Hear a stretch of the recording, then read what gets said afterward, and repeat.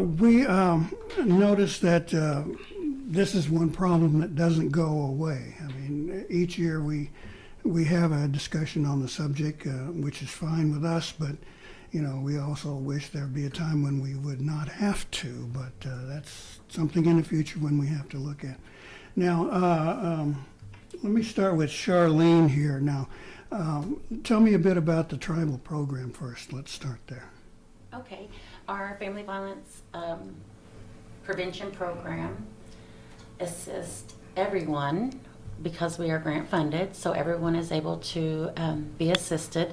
But we help with safety planning, assisting victims that need a protective order against their perpetrator. We also assist with locating shelters,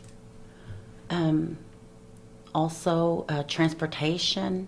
So there's all different sorts of types of varieties of help we have available with the program. We also have a SANE program for sexual assault victims, and they do not have to report. That's a good thing for them if they want, but they can go and get the medical attention needed at that time. Okay. And we have locations in Okemah, Okmulgee, right now at the hospitals. Okay, good. Ms. Jump, why don't you give us an idea about the mission of Strong Hearts? Yeah, good morning. Good Strong morning. Hearts Native Helpline is a national helpline that's been established and built by Native Americans for Native Americans. We have limited hours right now. We're available Monday through Friday from 9 a.m. to 5:30 p.m. Central Standard Times. And what our advocates do are provide peer-to-peer support and crisis intervention. They provide assistance with safety planning, information and education, and most importantly, what they provide are referrals back to local services in their home communities where there are some boots on the ground that can help them. All right. Now, while I've got you there, let me ask you this. If you could give us, I guess, your assessment of the problem we're dealing with. Size, numbers, some sort of anecdote that perhaps might give us an idea of the size of the problem, I guess. Yeah, the best statistics we have come from the National Institute of Justice report that was released in 2016. And the statistics are pretty dire. More than 4 in 5 Native Americans have experienced violence in their lifetime. 55% of Native women have experienced physical violence by intimate partners in their lifetime. And for those who have experienced 2 in 5 Native women were unable to get the services that they need. So about 38% of people that are seeking services don't have them available in their communities. So compared to our non-Native counterparts, Native women and men are 5 times as likely to have experienced physical violence by a non-Native intimate partner, which goes back to our jurisdictional issues. So then when you look at other groups in the U.S., we are 2 times more likely to experience rape and sexual assault, and 2.5 times more likely to experience violent crimes. Homicide is the leading cause of death for Native women. So when we look at these statistics, you can see just how problematic that is for our communities. Okay. Now, let's get a tribal perspective with the same question. Morgan, perhaps do you have some idea of the size of the problem or the number of people that you have to deal with? Or Shalane? I do not personally know our numbers that we're dealing with. I just know that each year we continue to grow, and which sometimes, if you take that the wrong way, all these people coming forward, but for us, we see it as people being educated and being able to come forward and have that chance and know that we are there as a resource for them. I would assume that personal confidence and strength and pride would play into that. There are people feeling that they could come forward and do something about a problem and share their stories, or not just sit there and take it. In other words. Mm-hmm. Yeah. The first thing is basically getting them just some empowerment for their decisions, making own decisions, what type of clothes they like. I mean, it's all different sorts of things. So, Morgan, what is it that you see in your role with the program, as far as perhaps the size or who comes in the door for help? It mainly just depends on the women that are ready to seek that help. It mainly just depends on the women that are ready to seek that help, because of course they all want to get out, but sometimes they may not have the support that they need. And that's why we really encourage people to be more victim sensitive, because you never know what they're dealing with at home. So just be that support for them so they can find that courage to seek help. Let me throw this question out to all of you. Please, Lori, if you feel inclined, please jump in. But is the problem increasing, or has the efforts that Native America has made having an impact? Now, we mentioned more people coming forward. That, as we say, could be a good sign or maybe a bad one. But are you encouraged, I guess, by what you all see and who you deal with? Lori, you want to take that? Yeah, sure. Yeah, I'm encouraged. I mean, I think that it's important to be hopeful about our future. I think that, we do have more women coming forward and men, coming forward. And that means that they're getting the help that they need, the support and validation and empowerment that they need to make changes in their life, right? And so that's really important. But I'm also encouraged, I don't know, I don't want to talk a lot about funding, but, in this past year, right now, tribes were given access for the first time ever to the Victims of Crime Act, which can help any victim of any crime. But that's going to help get us the services that we need to change this. We know that in order to really put an end to this problem, we have to have significant change in our communities. And part of that has to do with our law enforcement and how things are prosecuted and what services are available to people. And so there is room for hope, for sure. All right, let me ask the same question of our tribal folks here.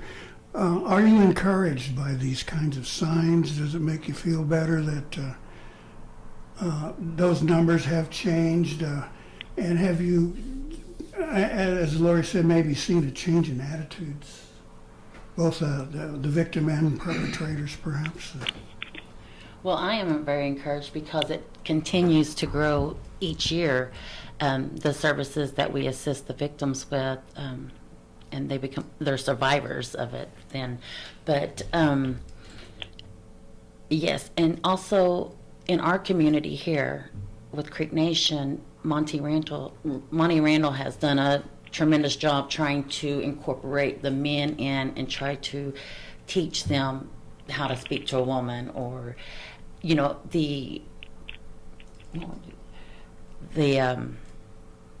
and trying to help young men also be raised up to know that that violence is not accepted in our tribe, and that we're trying to make a change there with Monty, also with the guys or the young boys growing up. So to not be a participant of domestic violence. Right.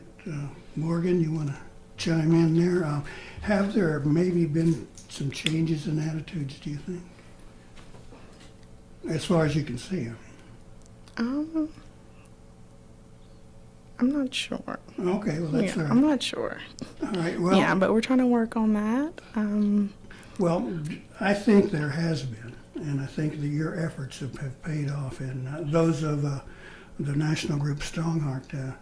It seems like more young men, I used to be one, are aware of the change in attitude and the fact that a woman might speak up and if they're in that kind of situation. So is that something you all would agree with? Yes. Yes, I do. Yes, absolutely. Okay. Let me take that question to you, Lori. Nationally, you get what? Oh, let me congratulate you all on getting your 1,000th call for help. Is that correct? Yes, that's correct. That's a milestone that we reached this past month, and as you say, it's kind of bittersweet. We're happy that people are finding our services and are using them, but it's bitter in that we're needed at all. But yeah, absolutely, we're really excited to be making an impact and being there for those who need us. Well, we've kind of watched this topic for a number of years, and as I say, I do think the attitudes are changing. Of course, there are some old dinosaurs who are gonna stick around saying, "No, that's the way I always did it, and that's the way I'm always going to do it." But the sensitivity toward dealing with women, I believe, has changed. That's just my thoughts. But is that something that you would agree with, Larry? Yeah, I think that it's a couple of things. We have gotten away somewhat from the victim blaming, where people would say, well, she shouldn't have done this or she shouldn't have done that. And there is a movement to hold perpetrators more accountable for their actions. And that's really important. That's, one of the most, the biggest pieces to driving this change, right, is holding somebody accountable. And so I think that we have seen a change in that. And certainly for tribal communities, when you look at the statistics for non-natives that are hurting our people, having that ability to charge them and prosecute them is a huge change for us. And I think that's going to have a huge impact in our tribal communities that choose to implement that. I agree with that, with the prosecution, because down here we have our CCR teams that we work with and coordinate, and it's community coordinated response teams. And in these meetings we have the assistant district attorneys, we have the prosecutor, the DA, some have a judge in there in their meetings. So just all of us combined together inside of, in the community, working towards that efforts to hold the perpetrators accountable for it. Morgan, do you have a thought there? No. No, it works for me. A lot of the questions I ask usually get that same kind of response. And congratulations, I wanted to say that too earlier about your 1,000th call. Thank you. Thank you so much for all the support that we're getting from Indian country. Well, it's wonderful to see that people have taken you to heart, use your service, and have accomplished as much as you have in such a tough subject to deal with.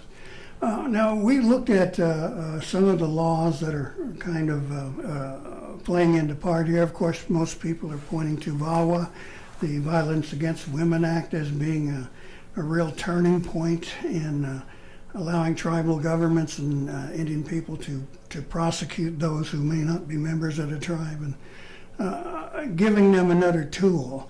But is it enough? Are there enough guidelines or perhaps repercussions and funding? Is there enough money there? So I guess what I'm asking is, does VAWA have enough teeth, and does it have the books to back it up?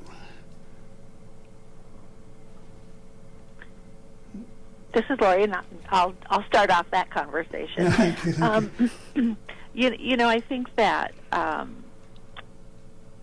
VAWA has made incredible changes possible for tribes across this country. And I think with each, reauthorization of that bill, we try to improve on the previous bill. It is currently up for reauthorization right now, but it's not moving at this point.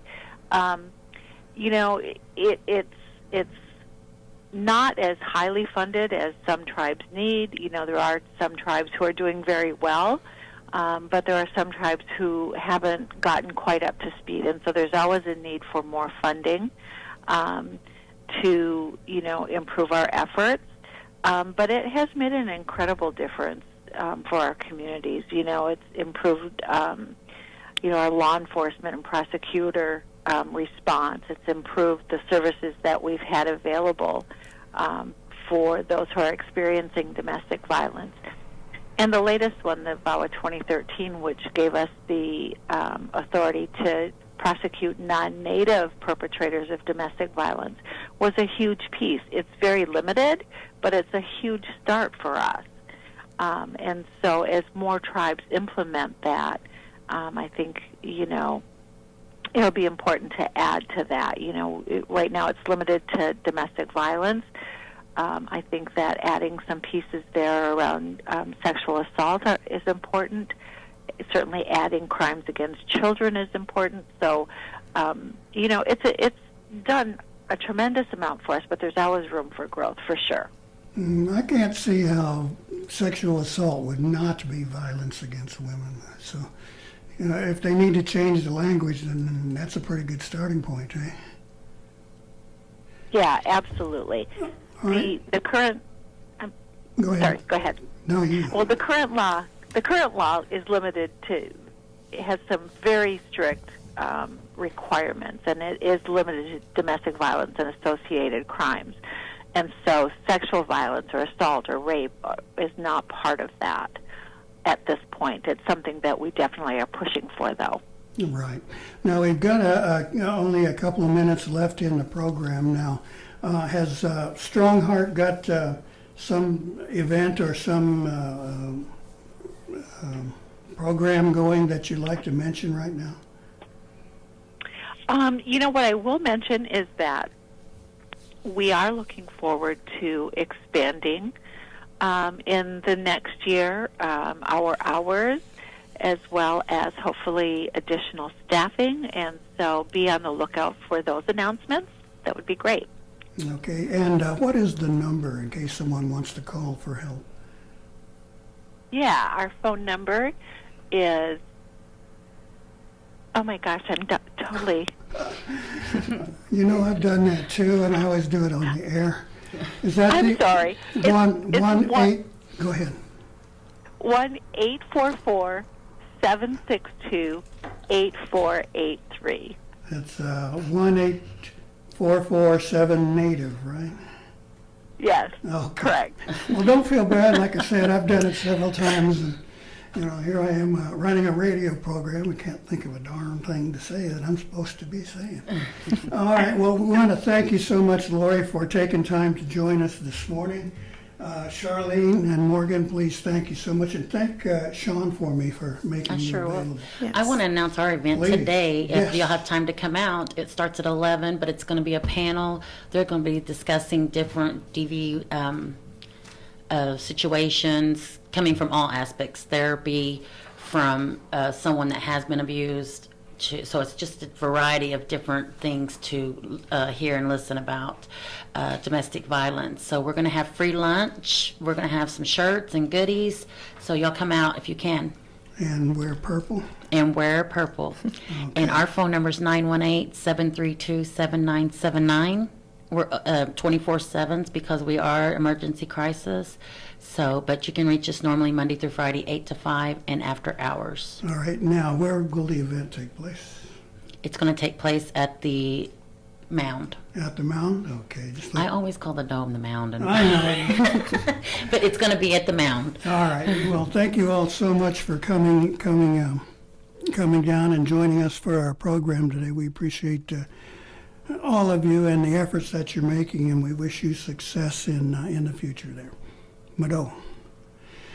All right, we'll finish with those, and we will be listening to the sounds of the Council Oak celebration in the second portion of our program.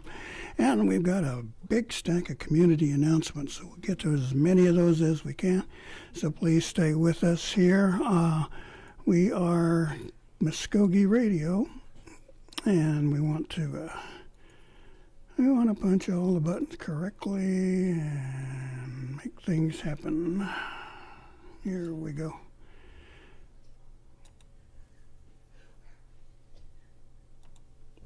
I started doing it when I was 11.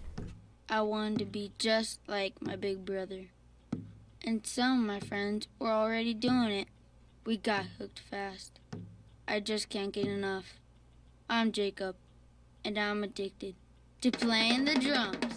There's lots of stuff that makes it cool to be Native. Doing meth isn't one of them. Find something better to do. Check out ncai.org. A message from the Partnership for a Drug-Free America and the National Congress of American Indians. Who am I? Am I Native? I don't want people assuming things because I'm Indian. I just want to be me. But how do I live in two worlds? Some guys just check out by doing meth. But that ain't for me. Because I see my family, my friends, my drum making, my future. There are a lot of cool things about being who I am. And meth isn't one of them. Learn more at ncai.org. A message from the Partnership for a Drug-Free America and the National Congress of American Indians. Okay, we're getting ready to start off with our second portion of the program, but let me do this for you.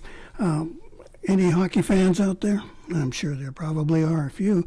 The Tulsa Oilers hockey is back at the BOK Center in Tulsa this weekend for 2 huge games. The action starts on Friday night at 7:05 when the Oilers take on the Kansas City Mavericks. So get ready for speed, fights, glass-rattling thrills. Then on Saturday, the fun continues at 7:05 as the Wichita Thunder skate into town. So you buy your tickets today by phone or text, or I got one here for you coming up. Or you can go online, of course, TulsaOilers.com, and get ready for a face-off. Now, when I begin the second portion of the program, it is a recorded piece that we did, but we will be giving away 2 packs of 4 tickets for Friday and Saturday's games. So give me a call here at the station during that recorded piece, and we'll be giving away 2 packs of 4 tickets to the first and second callers for Friday's and Saturday's games. So call us here at 918-756-3646. Now, we had the annual Council Oak ceremony in Tulsa last weekend, and it's always such a moving event to be in the presence of that tree that knew our ancestors so long ago and was there at the beginning of Tulsa. So we're going to share that now. So stay with me here, and we'll be back.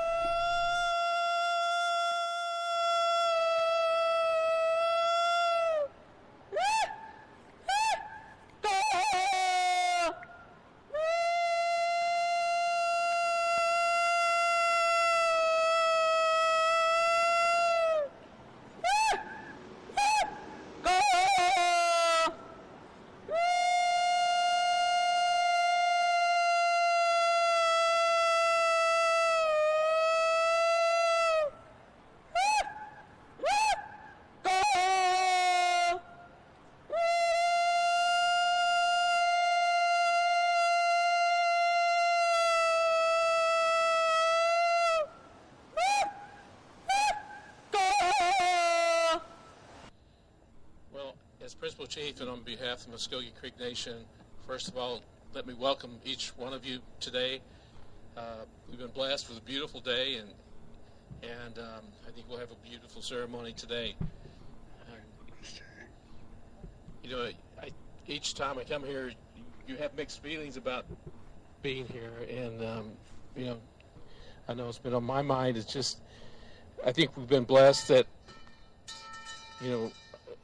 at least 180 years now, we've had this site here that's been protected for us, that stands as a symbol of our resiliency and our strength, and for it to have been with us since, we built fires here in the 1830s. I think it speaks a lot about who we are as people, and I hope that you can feel that spirit, and that helps provide you strength and resilience as well. I know that the royalty here will talk more about the history in a few minutes. I just want to thank them for learning about it and being able to speak to you about that as well. I especially want to thank the Mvskoke that are here today for all that they do in service to us. And as the tree in this site represents, it was service. They served throughout their lives, and that's passed on to succeeding generations, to these folks here that have dedicated their life to service for us in carrying on our traditions and our beliefs. And so, I want to say big mado to each one of you here. And also want to recognize the two that Mikos that passed this past season, and to recognize them. They're recognized with the 2 vacant chairs that are up here today, and we miss them as well. So again, on behalf of our nation, I want to welcome all of you, and I hope that you enjoy this afternoon. I know there's other events out at the community center that I'll talk about later, but this day has been set aside for us to just reflect, enjoy, to just be able to renew friendships and just have fun. And so I hope that that spirit stays with you all day today. The Loja Boca surviving forced removal from their home in Alabama arrived in 1836 and proclaimed this site their new home. The common translation for Loja Boca is Turtle Meeting Place. It is a daughter of Delozi, Old Tulsa, and the sister town of Delozi, Agena, Hudgy, translated Tulsa Cedar Creek, also known as New Tulsa. It is a descendant of Coosa and related to Ogiabova, Hickory Ground, Mvskoke, and Dola Mojisi. An influx of settlers and urban development forced Loja Boca to look for a new home. Unable to find a suitable site, and tribal town eventually became inactive, and the people took the embers of their fire and put them with the fire of their sister town, New Tulsa. 44 tribal towns consisted of more than 23,000 Mvskoke resettled in Indian Territory, and today 16 remain active.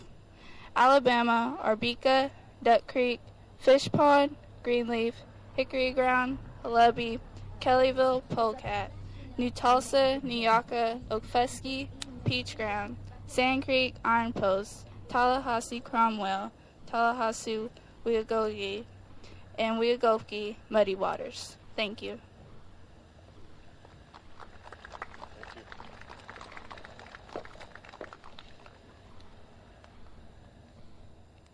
I'd like to introduce Nina Delaney Fox with the history of the Council Oak.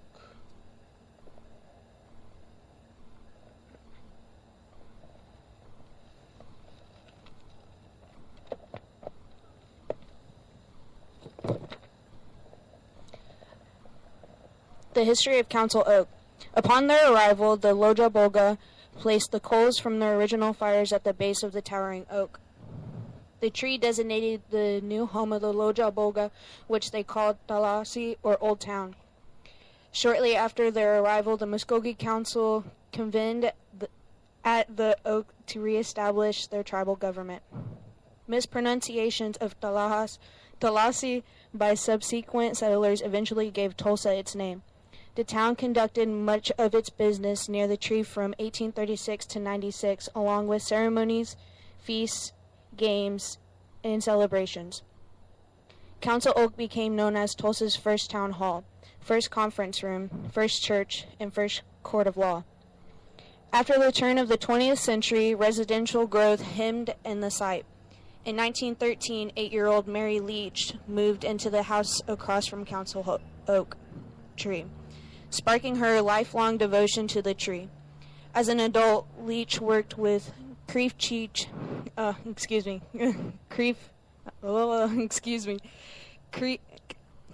Dode McIntosh to prevent development of the land. The Council Oak was added to the National Register of Historic Places in 1976 and is listed in the Oklahoma Landmarks Inventory. Mado.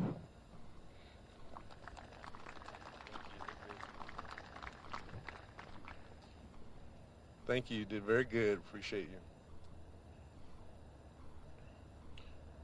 Some of the history of this space is not only limited to this tree, but it's the act of gathering.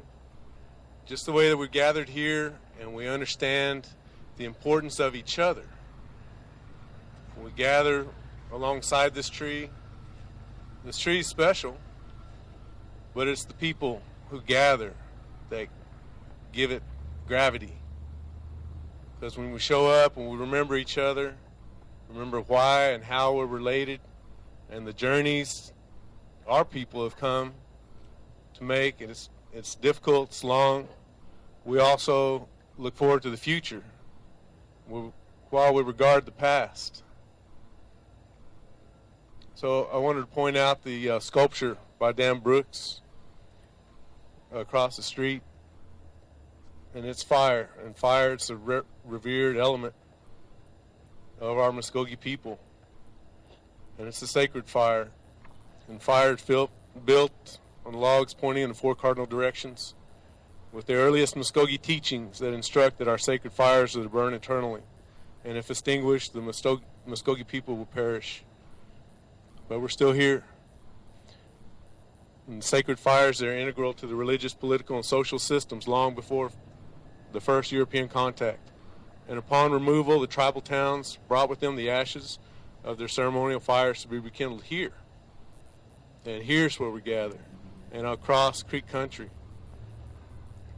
Each year at this Council Oak, we celebrate the historic meeting to reestablish tribal government, and we thank those who have offered their service to the tribe ceremonially and in government and in service.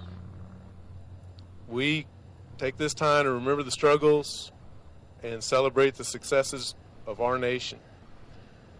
We honor these tribal towns and all of our tribal towns and our Mvskoke men and women who perpetuate the traditional ways and keep these ceremonial fires burning. So today we gather to honor those past and present that preserve, protect, and live Mvskoke traditions, cultures, and lifeways.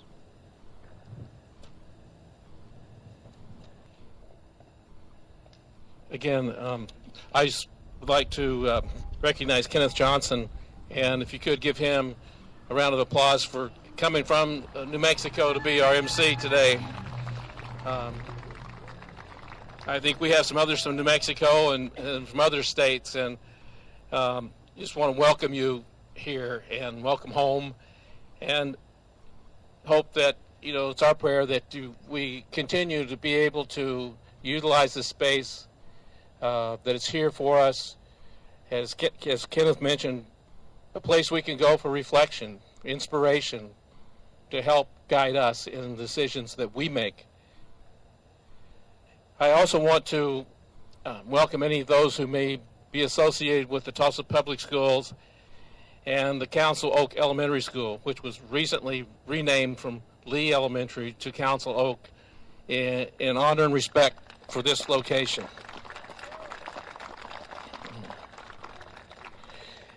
It's our intention as the tribe to have an ongoing relationship with them that has already started with discussions with the administration of the school. Our cultural preservation staff will be going in and also teaching them not only about Creek history, but the history here and the allotment of lands, because I think it's 2 allotments away is where that school sits. And we hope that that opens up a world of thought for them about us as Mvskoke people, that they recognize and they understand and they respect us for the endurance that we've had over the years at this location, the prosperity that we've enjoyed, and that becomes part of their education as well. It makes us a better community, makes this area more protected, that they will join us in making sure that nothing happens to this property, that we can always have access to that. So a big mado to each one of you from the school district. I know that Second Chief wants to say just a few words, and I'll turn the mic over to him. But I also just want to say, I know we have some Tulsa community people here that, if you don't mind, I'll announce that there's activities going on out there at 8900 South Union, and you're welcome to go out there for games this afternoon, socializing, and dinner, I think, later this evening at 5. So don't be late. So, it's a wonderful day to have the ceremony. So, Second Chief, I'll turn the mic over to you for 10 minutes. Thank you. No, for one thing, it won't be 10 minutes. But I do want to thank everybody for being here and participating in this ceremony here. And also, I hope everybody has a good time.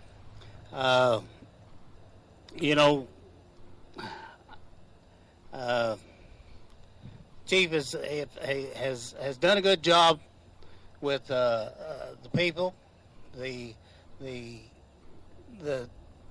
things that we do out to the complex, and bringing you here, and we certainly appreciate that. I don't know what else to say, but I'm glad you're here, and I'm glad that you're here to celebrate today. I appreciate it. Thank you. Thank you very much. Thank you for your words. Appreciate that. So it's a good day to gather. We appreciate the sunshine, and you guys, I know that there's so many stories here that you could share. Like I said, I bring my little cousins here, my not so little cousins. When it's time to make decisions, think about your elders that came here, and they talked and they cussed and discussed, and they prayed and they sang. And so as you come here, maybe throughout the year, or maybe today's your only day to be here. So it's the act of gathering. You recognize your ancestors. You look forward, take care of your own path as you go into the future, because later on you'll be someone's ancestor. Well, I see it as a commemoration event to recognize the history of this location, of course the tree, which is very central to everything that we do here, and the fire.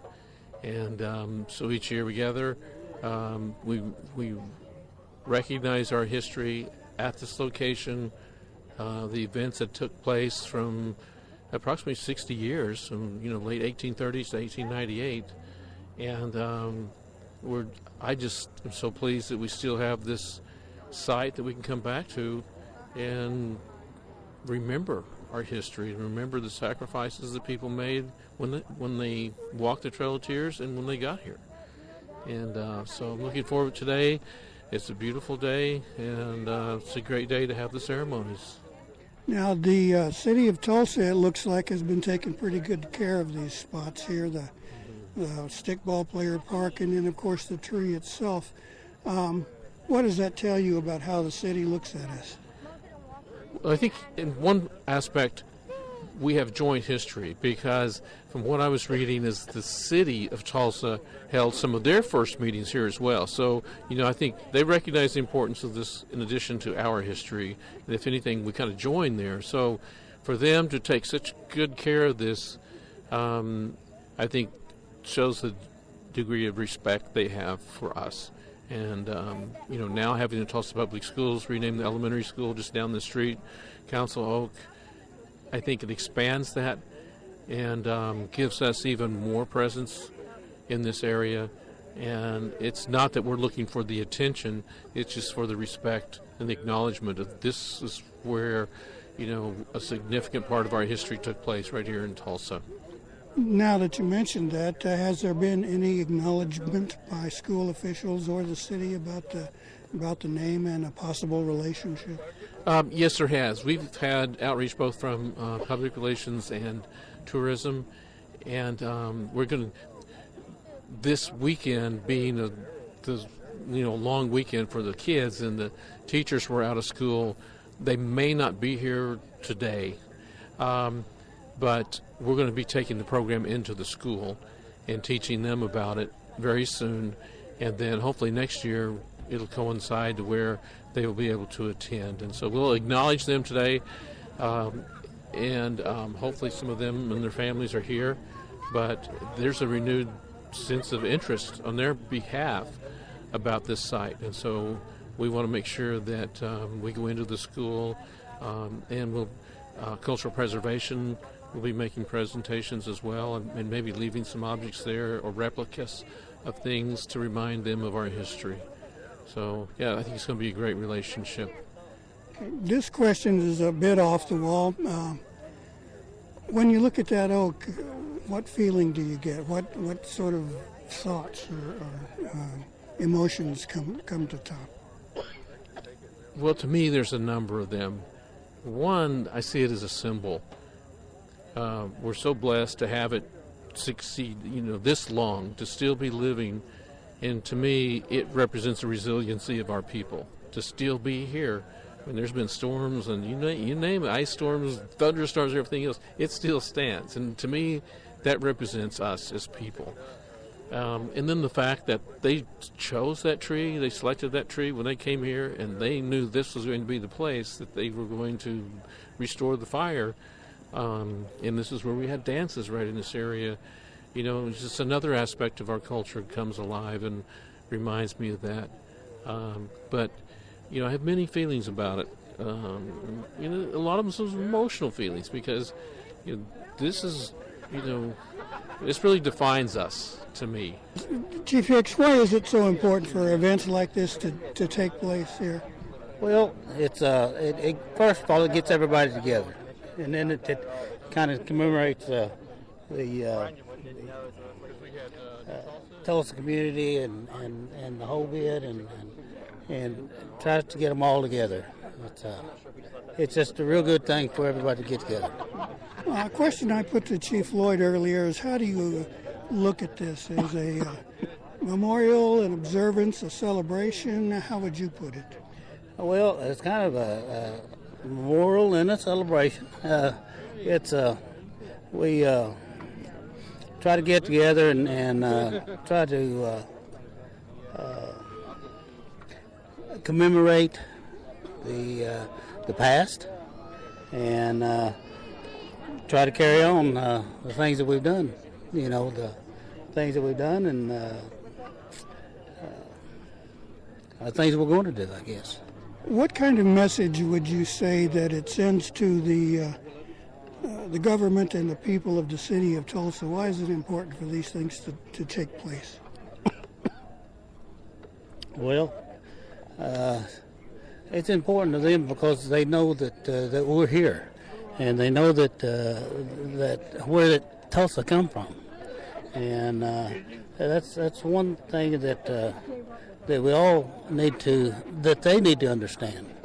And if it wasn't for us, there wouldn't be no Tulsa, and so that's just about it. Oh, my name is Leona Fish, and I'm from the Tulsa Indian Community Center. Why is ceremonies like this Council Oak commemoration important? Well, for me, since I grew up without knowing anything about my culture, it's just a renewing and learning about our culture, so that's why I enjoy it so much. Does this send a message to the city and the people of Tulsa? I think it does, because the fact that they know that we are here and we're not going away, and we are wanting to educate more Tulsa people about why we are here. Yeah, my name is Kara Joy McKee, Karajoy MCKEE. I grew up in Norman, Oklahoma, but I followed my husband up here to Tulsa. And, growing up in Oklahoma, I know this is Indian country. I've known a lot about various tribal cultures, but when I moved to Tulsa, I knew I needed to get to know the Mvskoke Creek Nation better. And especially when I started feeling called to run for office, I felt, okay, I need to talk to the tribal elders, to the Mikos, to the friends that are members of the tribe, but I also just need to connect with this place. And so actually as my husband and I were deciding, do we want to do this with our family and get involved in politics, I came up here to the Council Oak, and I felt like this is where I need to be. Nobody told me this is what I should do, but I came up here one day and just sat and prayed at the foot of the tree. As deciding. Oh, sorry, go ahead. Yes. But you yourself are non-native? That's right. My husband is a member of the Cherokee Nation, but, I've got one of those families where people have rumors, and it's just like, well, we weren't raised native, and so, obviously I'm a white girl. It sounds like Ms. Warren up in Right? I know, it does, right? I'm not going to step in it like she did and, get out there and say DNA makes me native or whatever, but I, this is Mvskoke Creek Nation, and all of my district, actually, in District 4 here in Tulsa, all of downtown and midtown, is all in Mvskoke Creek Nation. And I also reached out to the Cherokee Nation, the Osage, because they're our near neighbors just to the north. But I've met with Pete Koser, who's the Education Secretary, and other folks in the nation to try to do a better job of having city government connect with the Native nations, with the tribal governments, and have a better relationship. I feel like, no matter what level of American government you're talking about, there's been so many failures for so long, and we're at this point right now where we can start shifting things. Yeah.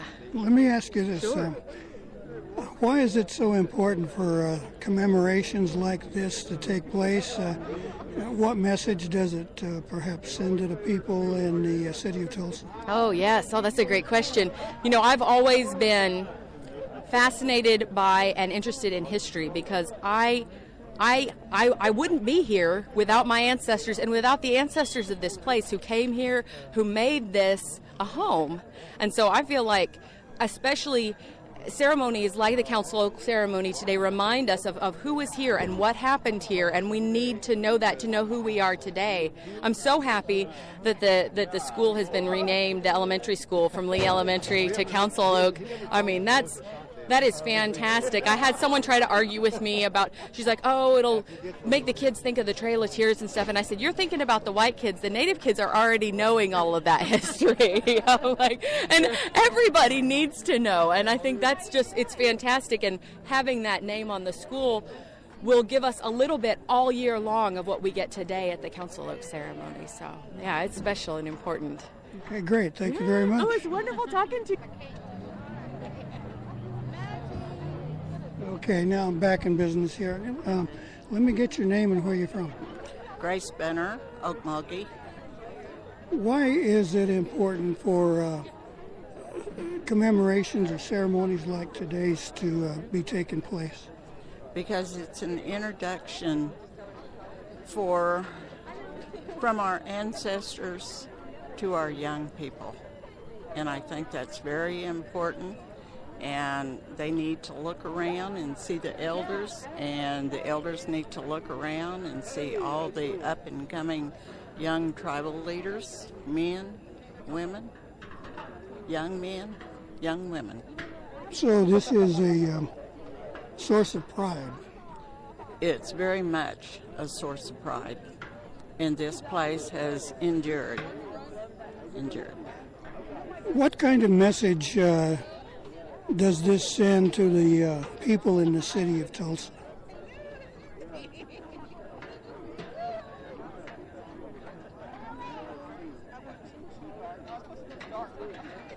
We'll always be here. We're not going anywhere. We'll always be here. Okay. I'm Gary Fife with Mvskoke Radio. What's your name and where are you from? Anthony Johnson. I'm from Tulsa, Oklahoma. Why is it important for ceremonies and commemorations like this to take place? It's important for us to know our heritage and to remember to honor our ancestors. What about a source of pride? Excuse me? What about a source of pride? Yes, it's definitely a source of pride. We've got to be proud to be Mvskoke people. You've got your little one here on your arm here. Why is it important for this little one to be here? Because, it's important for our children to know their heritage and to be proud of who they are. And what kind of message do you think this sends to the city of Tulsa and its people about the Creek Nation and this particular oak tree? Well, like you said, pride. It shows that we're proud to be Mvskoke people, that we remember our heritage, and that the oak tree, it symbolizes to us our ancestors, the journey that they took to get here, and the thoughts and the thought processes that went into who we are today. Okay. So you are here and you are a citizen. Yeah. What's your name and where are you from? My name's Sandy Watson. I'm from Okmulgee. And then I'm just down here to visit this ceremonial for the past years. So I have relatives over Mikos and Hitting Halls and his area. But I always, support him, every year. Except during the time I was in service and all that. So. Well, we thank you for that. Now, why is it important for ceremonies like this to take place? Well, years ago, when with the removals, this was a center point for all civilized tribes, and all of the members, big wheels I call them, they always had this place right here, have the meeting, and then this is their last stop here to represent their own tribes and which direction they're going to be taking.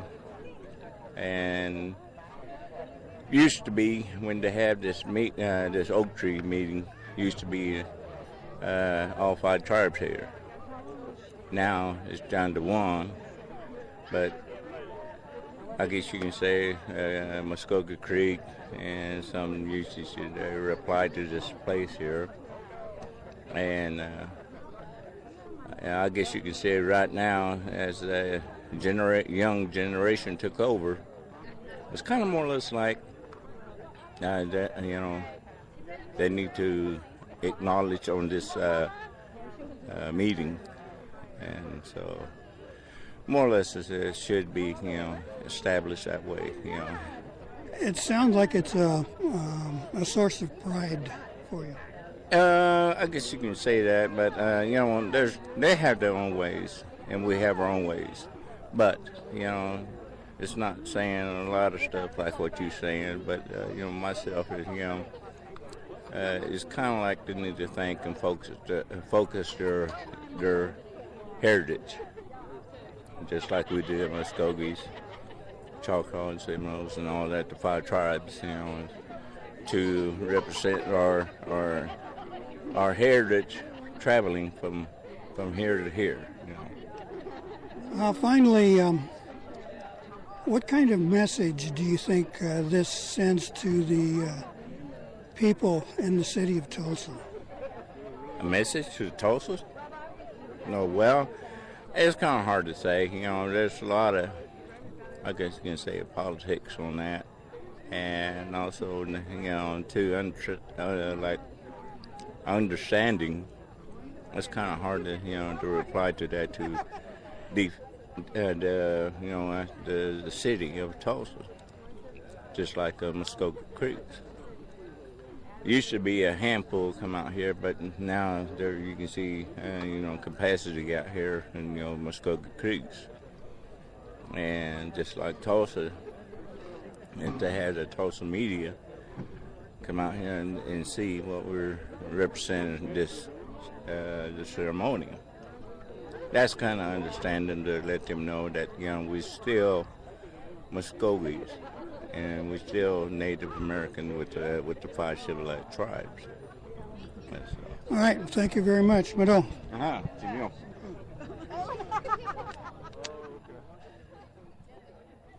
The sounds of the 2018 Council Oak ceremony.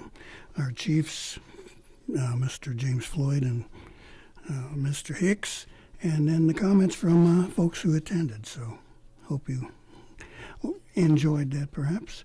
Okay, let's get to a couple of announcements here in a couple of minutes we have left. The Pink Party is being taken place today at the Mvskoke Dome, so if you're interested in events, information about violence against women, it's today from 12 to 4 at the Mount. Fall Wellness Fair is taking place on the 27th at the Omniplex. Bring a pet item to donate to a Friend for a Friend pet organization. Leashed pets are welcome. Costume contest for pets. So free HIV and Hep C testing, a resource fair. So check it out. It is 10 to 3 on the 27th. Special panel presentation. October is Domestic Violence Month, of course, on the 24th. That's today from 11, right after this show, to 12 at the Mound. So it's open to the public. T-shirts and goodie bags while supplies last. Where are we here? Dewar Indian Community is having its second annual Halloween Bash on the 31st from 6 p.m. to 9 p.m. Free admission, costume contest, food, fun games, and a chili cook-off. So bring your chili. Sounds good. Third annual Men's Summit, November 3rd, beginning at 9 a.m. at the MCN complex at the south end of the walking trail here in Okmulgee. Lots of cultural activities taking place. And for more information, get a hold of those folks at 918-630-7558. Mvskoke Munetulgi,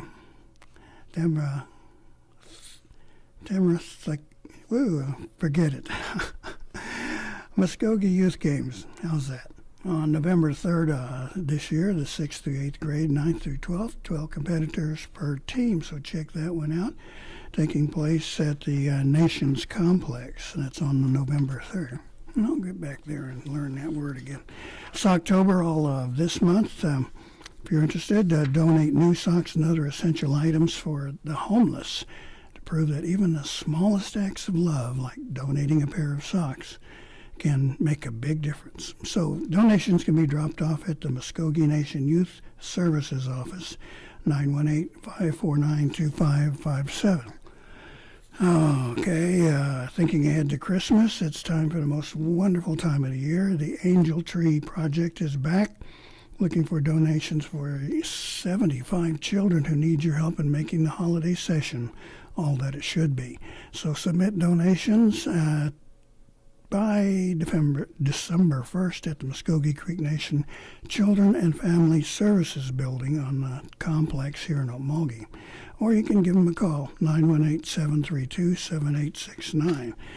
And if you're looking for Christmas presents, Wetumpka's Indian Christmas Bazaar, 9 to 4 on Saturday, December 1st at the Wetumpka Indian Center down in Wetumpka, obviously. 405-380-2640. Okay, that's about it.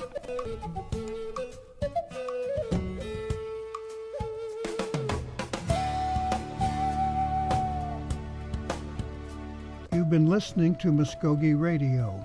Join us again next week for more local, tribal, and community news and updates. Mvskoke.